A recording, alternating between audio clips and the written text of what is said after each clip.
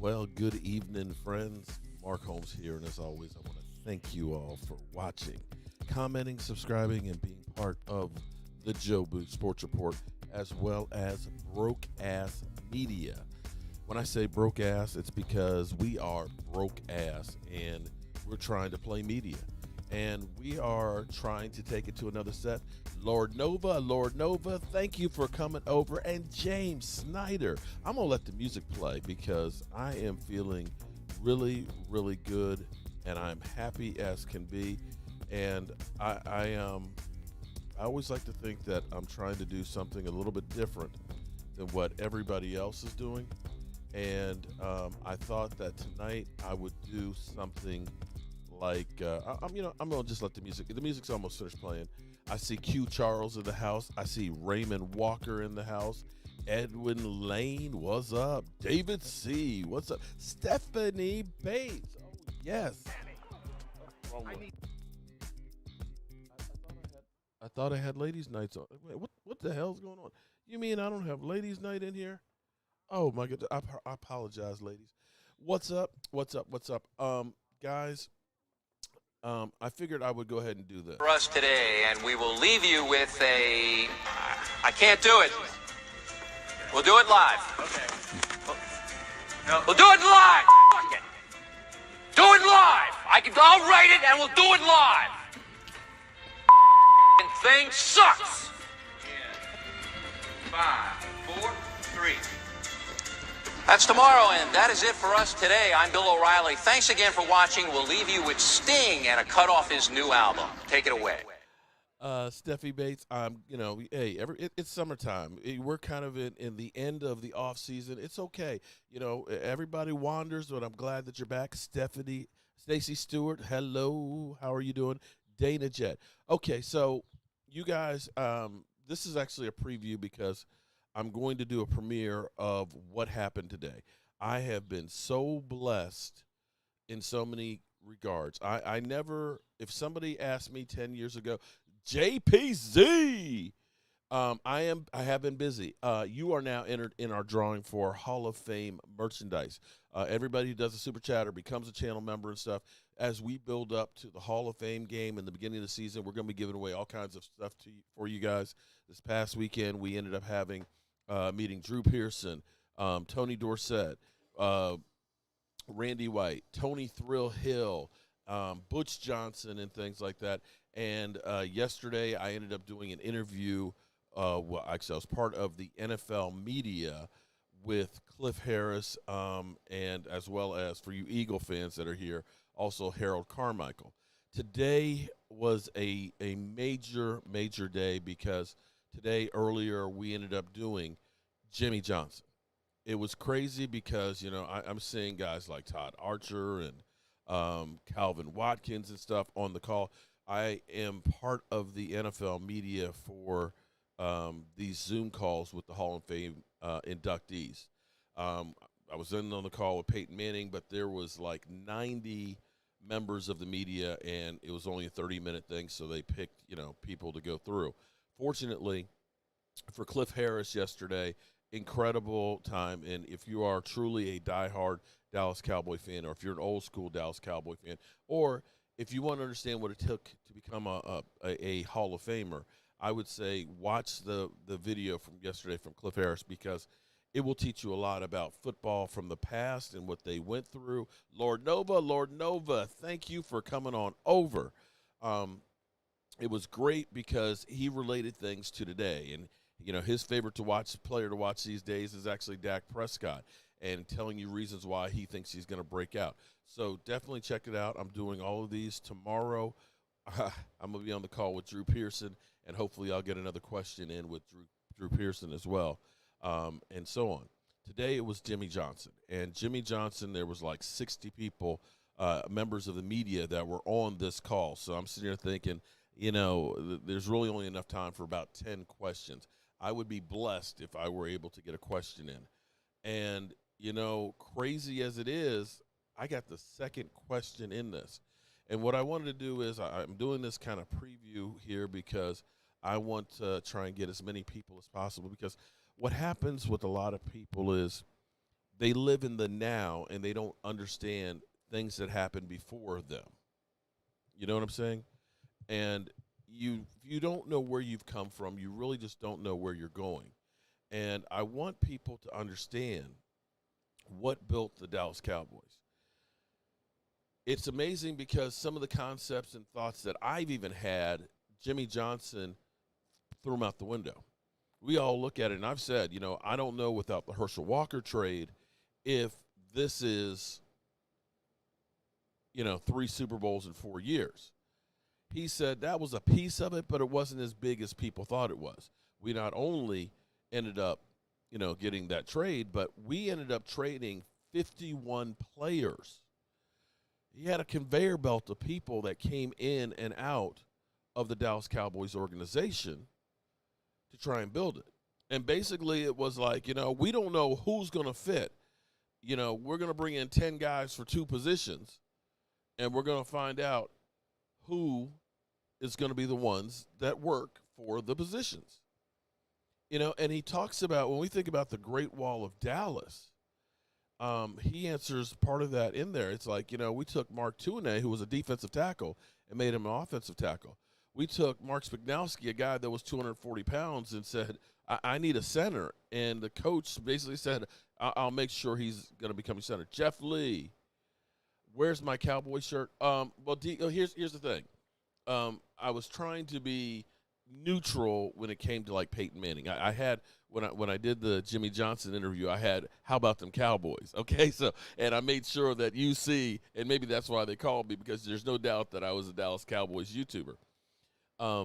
When it came to Peyton Manning or Troy Polamalu, I was trying to look a little more, not Cowboy centric, and maybe they would call me, but they didn't. Cliff DT, wait do you see Jimmy Johnson? Wait do you see it? I've actually got it in the kitty. I'm going to do it as a premiere, but I wanted, okay, look. Let me be 100% honest here. Let me be 100% honest here, okay? I'm doing this live stream. I'm doing it live right now to kind of build up some people watching to get us started. And then I'll do the premiere, so we'll switch over and watch the premiere, because I feel like this is that important for people to understand what made the Dallas Cowboys. And in this interview, he touched on the Ring of Honor, saying things like, I think the media is more worried about me being part of the Ring of Honor than I am. Me and Jerry have talked, and I'm going to look out, Jerry and I will, we'll congratulate each other. We're in the Hall of Fame together and stuff, and there's no animosity there between the two. In trying to figure out what I wanted to ask him, I kind of wanted to ask something about, if you had somehow buried the hatchet, or if you had done, like in Planet of the Apes, got down on the one knee and stayed the coach of the Dallas Cowboys, how many Super Bowls would you win? But I said, I don't want to do something that's, too controversial. I don't want to. You want to make the person that you're interviewing feel good. Susie, shout out to Susie. Susie, I have a reminder of you and your husband, besides, of course, Joe Bear. Shout out to Joe Bear, the last big event before the pandemic that I went to. But I keep the Starbucks card as an emergency backup. It's sitting on my desk as a reminder of you guys and you great fans of always trying to take care of you. There's Brian SoCal, who sent me the JPEG of the monster truck rally. I got to get that to my man Jet so he can go ahead and get it, ready for me to make it into a T-shirt and stuff. And I'm so grateful for all of you guys, because you guys are my motivating factor. I want to be able to bring in things that you guys don't normally get when you look at ESPN. I'm sitting here looking at ESPN, and you can see how ESPN tries to play us. They understand what they're doing. It's NFL silly season. They know that they're losing some of their market share. So they'll play those games of, Amari Cooper is not a top 10 wide receiver. It's like, are you kidding me? You're leaving him off the list and some of the guys you put on there? We know what that does. It infuriates the Cowboy fan base, gets us all riled up, pissed off, right? And then we start talking about it and we look at the list. Click, we got paid. And there's no integrity when it comes to a lot of the stuff that's done now. Everything, instead of it saying, here are the facts, let's put it together, we're going to make a narrative and we're going to make you believe something that's going to get a reaction so we get paid. David Wiley. David, I don't know about you, bro, but 3 weeks from tomorrow, we head off to the Pro Football Hall of Fame. And for everybody who's here, I want to go to the Pro Football Hall of Fame, and I want to have a drop the mic type of event for you guys. I want to bring you guys coverage like you have never seen before from an event like the Pro Football Hall of Fame, from a fan's point of view. You can get ESPN, they'll do their interviews and this, that, and the other, but I want to take you inside of the Pro Football Hall of Fame, and I want to educate you guys on things that you may have never heard of or seen and understand what these players are doing. Herschel Walker, but see, Jeremy, he says it's part of it, but the Herschel Walker trade, that's not it. I mean, that's not the sole thing. In fact, I think Jimmy actually looks at that and kind of takes it as an offense, saying that, oh, the only reason why you won was because of the Herschel Walker trade. He credits a lot of his great coaches. He credits the players and the talent they were able to bring in. The way he looks at it is, it's like it was the perfect storm of getting that team built. And it wasn't about, just a whole bunch of high draft picks. Like I said, he took guys, like Kevin Gogan, I think, was a 6th or 7th round draft pick, and he becomes, a mean son of a bitch tackle. They took Nate Newton, who was actually a Washington football player. A lot of people don't know this. Nate Newton was in Washington, but he had a fat ass, and they thought that he was lazy, and they cut him. He came to Dallas and, becomes a legend. And it wasn't so much about great players. Like I said, it was great talent evaluators. It was great coaches. And it was about being able to motivate players and keep a foot in their ass. My question actually went on to the difference of going from the U to the Dallas Cowboys, along with dealing with personalities, knowing Charles Haley and what we knew of Charles Haley and his attitude and stuff, and hearing the rumors of what went on in San Francisco and knowing that, yeah, I could believe that. I could believe some of the things that I heard about Charles because I saw and witnessed some of those things myself. Brandy Brewer, I love the profile picture of Dak there. It was his defense that was so great. And Stephanie, you are so right about that. We think about the triplets, Troy Aikman. The crazy thing is Troy Aikman only had one season of 20 or more touchdown passes. And I'll give you something else, too, that was actually interesting because I was because of my friend Richard, I went on the call with Donnie Shell. And Donnie Shell, as a safety, had 51 interceptions. Think about that. 51 interceptions for a safety back in the day. And he said, let me give you a little piece of trivia. He said, back in those days, teams only averaged 13 pass plays a game. He said, so understand, me getting 51 interceptions when they only pass the ball 13 times in a game is a lot. So this is where, if you really want to understand football and don't end up being like, that our resident troll Sam, study the game from the beginning, from back in the day. Sam is that guy that thinks that Ryan Fitzpatrick is a great quarterback because, he's got 223 touchdowns. Yeah, okay, that's not it. Michael Flores, that first step, buddy. Teams feared on our front seven, not the triplets. Well, and going back to Stephanie's point about the defense that we had, think about the 70s. 804 Cowboys, shout out to you on that one. You look forward to my videos every day. I'm trying to bring you guys some more oomph on everything, and I appreciate that. And everybody who's done a super chat since Friday's show, Saturday when I was at the autograph signing and Sunday, as well as Monday and Tuesday and Wednesday and going forward. Everybody who's done that, you're now in the new drawings for the new gear. We've got the table that we built down there. We've got a football autograph by Hall of Famer Drew Pearson and things. So I look very professional. It's only because the headset's hiding my hair, and I changed the shirt to my wife's favorite shirt. You know, I put this shirt on for the interview. I said, let me try and clean up a little bit. And she looked and said, oh, that's my favorite shirt. I was like, oh, really? I need to wear it more often. So, you know, I'm still, trust me. Christopher Tucker, thank you. I need to win something, Mark. I was there for you when YouTube was messing. Christopher, I appreciate that. Well, you know what, Christopher? Well, I tell you what, Christopher, just email me, man. Email me, Cowboys Mark. No, hold on, let me. I forgot. I've got my studio set up. Oh no, I don't have that on here. But Cowboys Mark 94 Gmail. Just email me, my man, Christopher. I appreciate that because that was a tough period in my life, and that was where I thought that, man, basically, I need to just give this shit up. When I lost that channel, I was literally lost, and thank God that we found a way. And I appreciate all of you guys that kind of helped me because Philly. You know what, Philly. Did you see what I put out earlier today? You understand? You know, I'm sitting there trying to understand how ungrateful asses you Eagles are, because you know what? Enough is enough. I have had it with these motherfucking snakes on this motherfucking plane. Everybody strap in.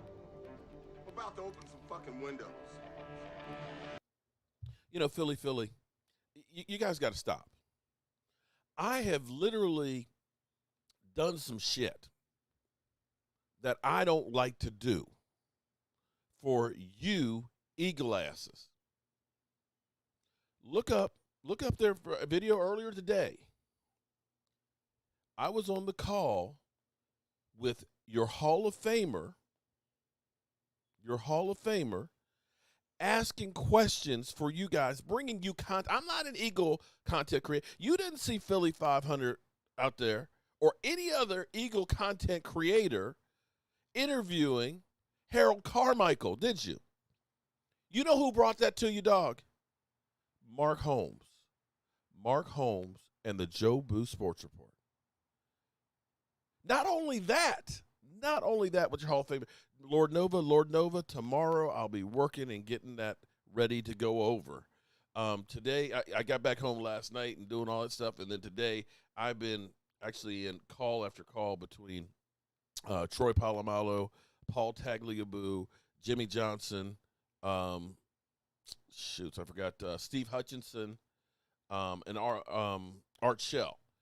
These were each at least 35 minutes. So David Wiley, I still got yours here, but I'm gonna get to it, man. I've been rather busy. You know, it was kind of like, do I get Lord Nova's trophy ready, or do I try and do an interview with Jimmy Johnson? It was a close call. I had to flip a coin. I had to flip a coin, and it's Seafoam there, bro. Michael, Seafoam. Like our Seafoam, you know, we had that Seafoam there for a while. It's Seafoam, okay? It's not green. But I did that interview with Harold Carmichael. That's like kissing my sister. Not only that, on this right now it's low. Okay, I tell you what. Let me. You know, I can talk a little bit deeper. Hold up. Wait a minute. I can turn it up a little more. I can turn it. Pump up the volume. Dance. Pump up the volume. Is that better, my man? Pump up the volume. Dance. Okay. All right, there we go. All right, turned it up a little bit. Sorry, I haven't been out here in a bit, but anyway.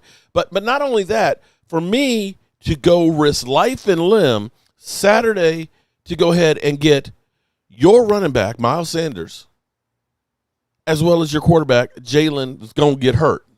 Jalen's going to get hurt, okay? Because I can see it right now. You Eagle fans don't give a rat's ass about him. You're already ready to throw him overboard, okay? I went there for you guys to bring you content, and you have the nerve to come in my channel and try and troll me? See, that's where you guys are a bunch of ungrateful asses. And see, that's why nobody likes you, Eagle fans. That's why they don't like you. All our other videos on YouTube play okay, but I have a real problem hearing.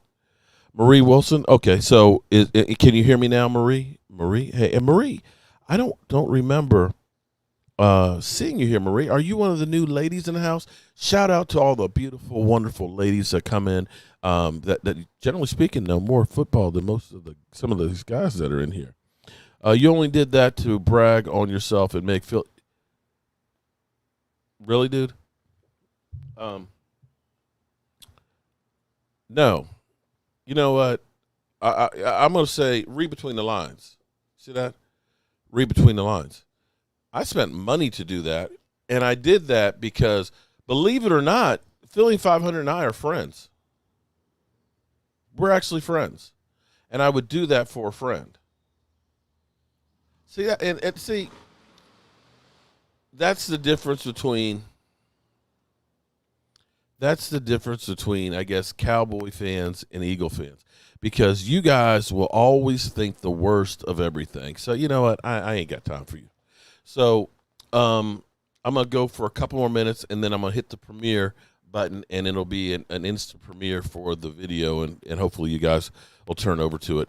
I am actually the second question in there, but it's going to be kind of cool. And as a warm-up here, I'm going to get Troy Aikman is going to be doing the presentation for Jimmy Johnson.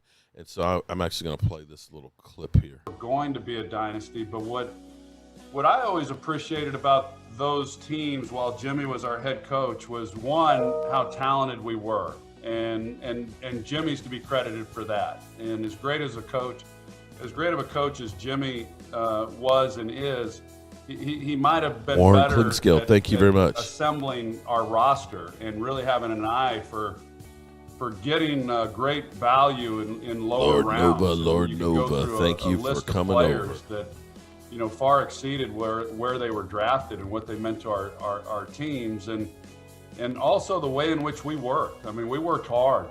We worked hard from the day Jimmy and I arrived, and we did things that a lot of other teams around the league were not doing, and our best players were our hardest working players. And so I think when you talk about those teams and why we were good, it was because we were really talented, but we also worked exceptionally hard, and our best players were our hardest working players. Yeah, the other thing, Troy, this kind of be a mutual admiration society, but you know, our players, you know, they weren't selfish. It was really a team. People ask, you say, okay, who were the great leaders on your team?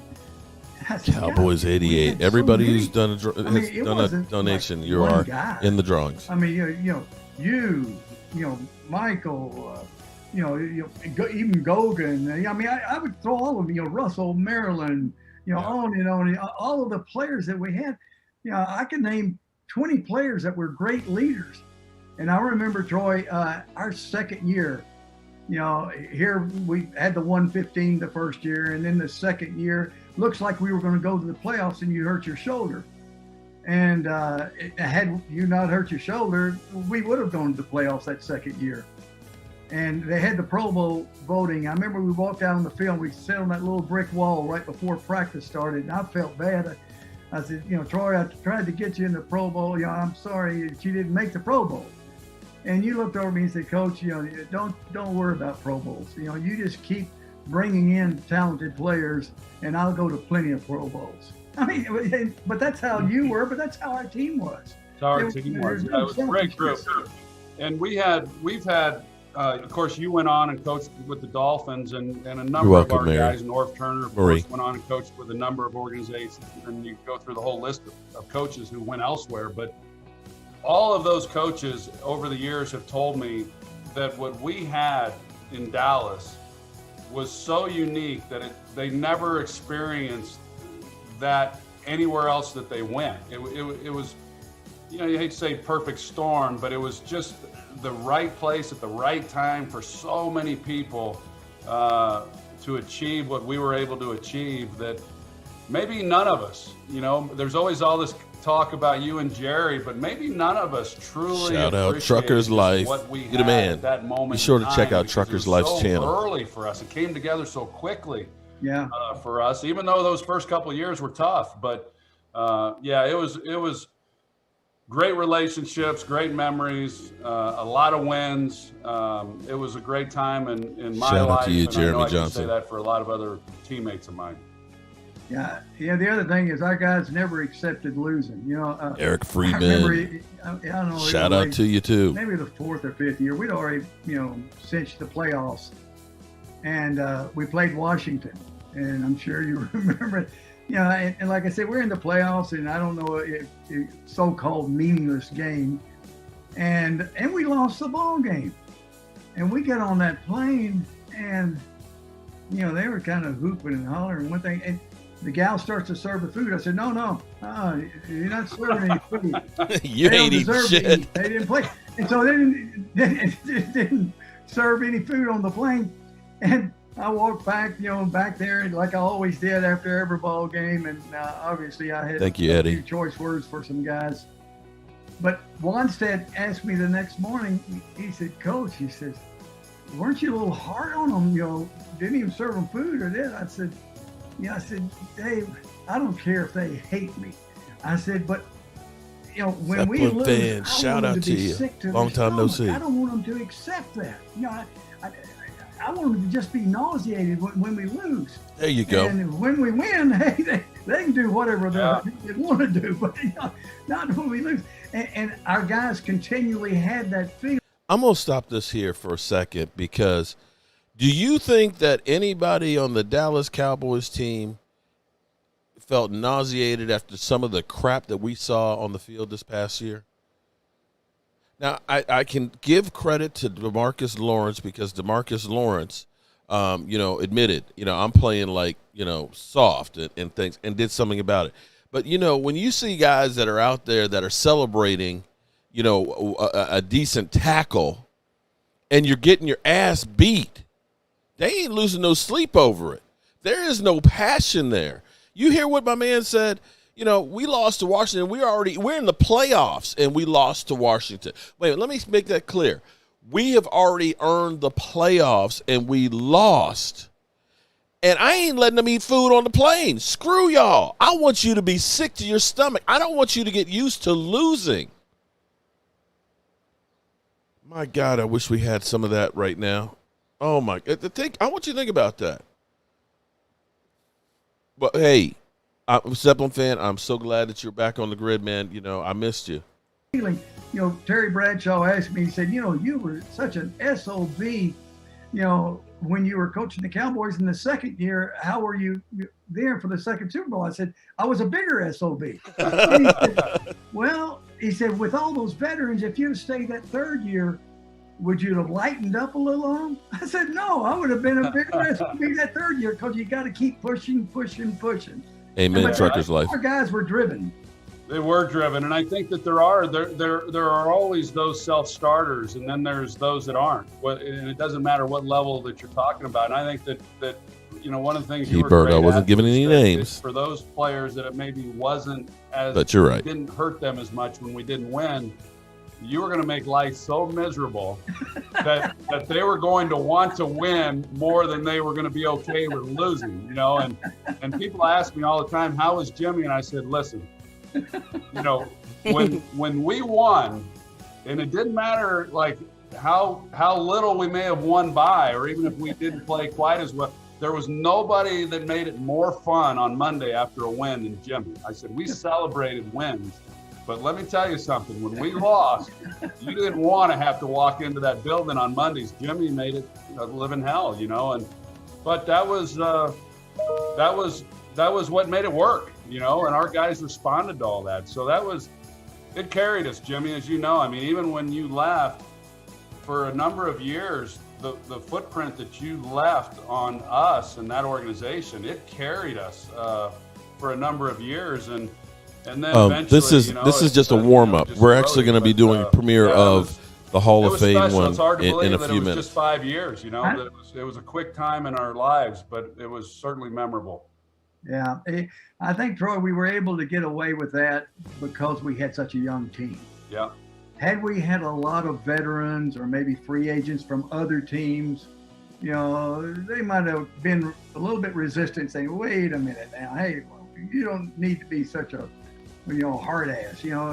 I mean, sorry, I didn't mean to mess y'all up, Susie. And they said, "Hey, this is the way you do pro football." Yeah. And like you say, it was a special, special time. Great memories, and it's amazing to me that it was a long time ago because it seems like it was yesterday. Sure does. All right, so that's a warm. Okay, so that's not what we're actually. What I was trying to do is, and I'm so glad we got 144 people. I want as many people as possible to see this interview because, when you think about there's 340 players that are in the Pro Football Hall of Fame. 340. You think about over 101 years. That's not very many people. And to make it to that point and, or to become a Super Bowl champion, you've got to be damn near perfect. And what you are learning from Jimmy Johnson, is what it took. And I don't know that the players that we have right now understand this.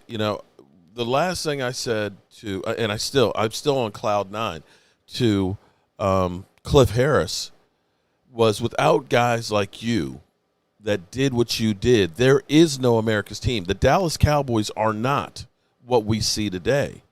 And too many of you young pups, I was there to see it, the intensity and things.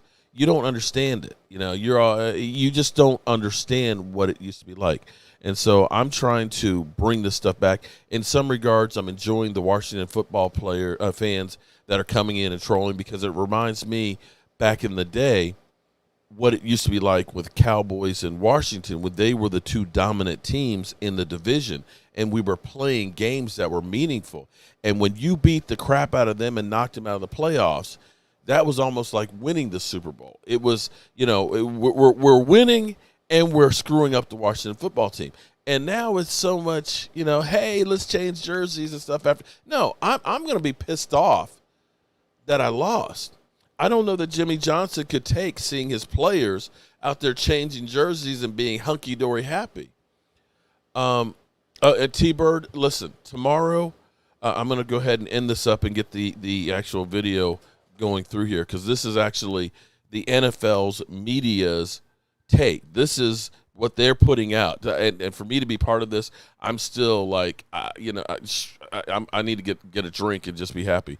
But tomorrow will be Drew Pearson, and we'll do the same thing tomorrow night as well with that. And I hope and pray that I'm fortunate enough to get another question. And so that's why last night I was saying if you had the opportunity to ask Jimmy Johnson a question, what would that question be? Okay? So I'm going to go ahead and set the premiere to go ahead and start, and we're going to watch that, and I will be commenting on there. So if you it'll take about 2 minutes to load, and we will get going on that. So, I appreciate everybody coming in, and you don't have to go anywhere just yet. It's going to take a minute. Start ingesting. But I appreciate everybody that's in here. Everybody who did a super chat, you will be on. I will go ahead and get your name and get you in the hopper for our drawings for Joe Boot gear. Okay? And the premiere will start in. It is actually ingesting, so I will go over on that chat. And I appreciate everybody for being here. Mark, I don't have the money. I want to give it to you. I want something to show you. William, you saying that is thanks enough.